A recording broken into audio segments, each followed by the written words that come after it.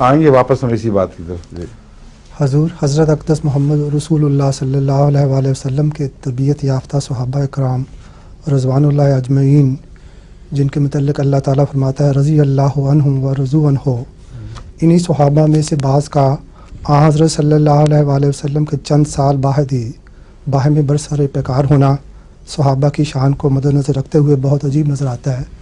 میں جب صحابہ کی زندگی کا مطالعہ کرتا ہوں تو مجھے بڑی تکلیف و کرب محسوس ہوتا ہے کہ بہت سی جانیں تلف ہوئی اور بہت سے صحابہ گوشہ نشینی تھوڑی تلف ہوئی تھیں. جی یہ بھی عجیب بات ہے کہ اسلام میں جو جنگیں ہوئی ہیں وہ جتنے بڑے بڑے عظیم شان نتائج نکلے ہیں ان کے مقابلے پر جانوں کی تعداد بہت ہی محدود چند ہے جو تلف ہوئی ہیں.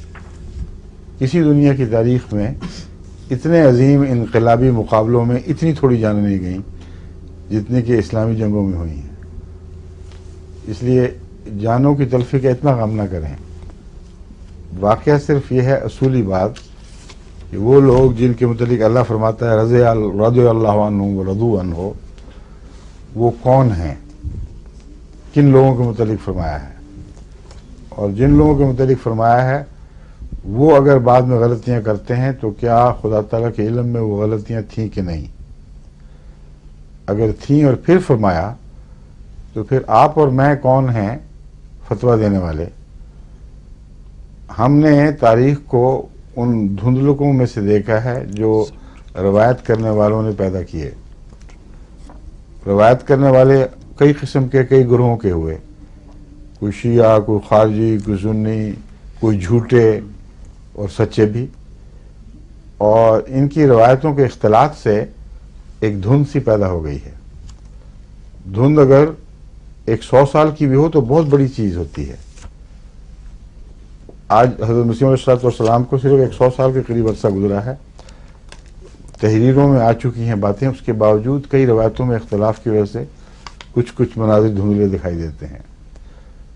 تو جہاں یہ باتیں تحریر میں نہیں آئی تھیں وہاں 1400 سال کے عرصے میں جو روایتوں نے دھند پیدا کی ہے، اٹھائی ہے، اس کے متعلق کسی کا یہ دعویٰ کہ اب میں وضاحت سے دیکھ رہا ہوں فلاں غلطی کی، فلاں نہیں کی، فلاں سزا کے لائق ہے، یہ تو خام خواہ خدا بننے والی بات ہے. اور ایسے معاملات میں جس میں بالکل علم کچھ نہیں، پھر ان کی نفسیاتی کیفیات میں اپنے آپ کو آپ نے پروجیکٹ کر کے نہیں دیکھا. سب سے بڑا جو صدمے والا ایک دم اختلاف دکھائی دیتا ہے وہ حضرت معاویہ کا حضرت علی رضی اللہ تعالیٰ عنہ سے. لیکن معاویہ نے کیا دیکھا، کیوں ایسا کیا، ان حالات کو خدا سے زیادہ کوئی بہتر نہیں سمجھتا. لیکن جو معاویہ کے حق میں لکھنے والے ہیں وہ یہ جو باتیں سامنے لاتے ہیں ان میں ایک یہ بھی ہے کہ معاویہ کو حضرت عثمان رضی اللہ تعالیٰ عنہ نے گورنر مقرر فرمایا تھا شام کا، اور حضرت عثمان کے قتل کے واقعات جو اب تک ہمارے سامنے بھی پہنچے ہیں وہ بھی انتہائی تکلیف دہ ہیں. اور یہ محسوس ہوتا ہے کہ اہل مدینہ نے اپنی ذمہ داری پوری نہیں کی.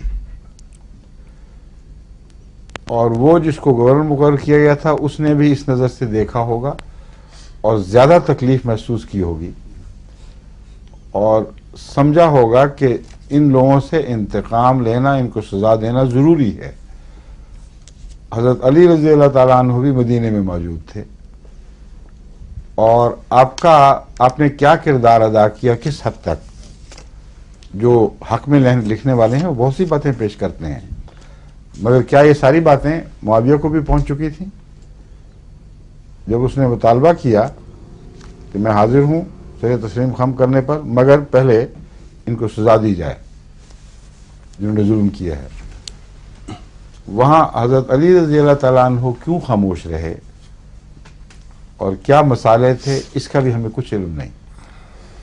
مگر یہ قطعی ہے کہ حضرت علی رضی اللہ تعالیٰ عنہ خلفائے راشدین میں سے تھے، اس میں قطعاً کوئی ایک ذرہ بھی شک نہیں. خدا کے ایک برگزیدہ تھے جن کے متعلق حضرت صلی اللہ علیہ وآلہ وسلم نے بارہا محبت اور قطعی اعتماد کا اظہار فرمایا. اس لیے حضرت علی کا پہلو بھی ہمارے سامنے پورا نہیں ہے، مگر ہوگا ضرور کچھ. لیکن ایک طرف سے شک کی نگاہ سے دیکھا جا رہا ہے، دوسری طرف سے یہ صورت ہے ابھی نظام خلافت کا جو انتخاب کا طریق ہے وہ بھی ایک مبہم سا تھا. اللہ کی تقدیر ہی خلیفہ کھڑا کر دیا کرتی تھی، ورنہ حقیقت یہ ہے کہ جس طرح انتخاب ہونا چاہیے ویسے تو انتخاب نہیں ہوا کرتے تھے. کچھ لوگ اکٹھے ہوئے، مشورہ ہوا اور خدا تعالیٰ نے باقی سب کو ان مشوروں کے نتیجے پر اطمینان دلا دیا. یہ اعجاز ہے خدا کا، جس سے ثابت ہوتا ہے کہ خدا تعالیٰ ہی خلیفہ بناتا ہے. تو حضرت علی کہ گرد و پیش ماحول میں جتنے صحابہ بزرگ یا بچے بڑے تھے وہ سب مطمئن ہو گئے حضرت علی رضی اللہ تعالیٰ عنہ کی خلافت سے.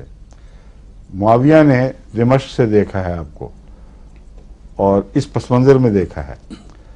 اس لیے جو آپ یہاں معاویہ کی غلطیاں سمجھ رہے ہیں اور سمجھتے ہیں کہ اس کے اوپر تو بہت ہی خطرناک فرض جرم عائد ہوتی ہے، اللہ تعالیٰ کے علم میں ایسی باتیں ہو سکتی ہیں کہ جس کے نتیجے میں بعض باتوں میں کوئی شخص معذور سمجھا جائے اور پھر فیصلہ قیامت کے دن اللہ نے کرنا ہے. اگر یہ بات درست نہیں اور خدا کے نزدیک وہ معذور نہیں تھا تو ہمیں پریشان ہونے کی کیا ضرورت ہے؟ ثم الی ربہم مرجعہم فینبئہم بما کانوا یعملون. اتنی قطعی شہادت موجود ہے کہ نہ تم قاضی نہ تم گواہ، زمانے کے گواہ بھی گزر گئے، جن کے خلاف فتویٰ تھا وہ بھی چلے گئے، آخری فیصلہ خدا نے کرنا ہے. تو آپ کو اتنی گھبراہٹ کی کیا ضرورت ہے کہ اپنا دل ہلکان کر رہے ہیں؟ فیصلہ اوپر ہوگا. میں نے دونوں طرف کے امکانات احتمالات کا ذکر کر دیا، لیکن فیصلہ دینے کا میں مجاز ہوں نہ کوئی اور ہے. میں بتا رہا ہوں کہ زیادہ سے زیادہ اس کے حق میں یہ بات جاتی ہے، زیادہ سے زیادہ اس کے حق میں یہ بات جاتی ہے، زیادہ سے زیادہ اس کے خلاف یہ بات جاتی ہے اور اس کے خلاف یہ بات جاتی ہے. لیکن جو ہم نے تاریخ کی روایات سے دیکھا یا سنا اس سے ہم یہ نتیجہ نکال سکتے ہیں. اس سے زیادہ ہم کوئی فیصلہ نہیں کر سکتے. اگر ان باتوں کو سن کر کوئی 100% مطمئن ہے کہ معاویہ بالارادہ مجرم تھے اور اتنا بڑا جرم تھا کہ سزا سے بچ نہیں سکتے، تو وہ بھاگ کے گئے کہاں ہیں؟ اللہ کے پاس گئے ہیں.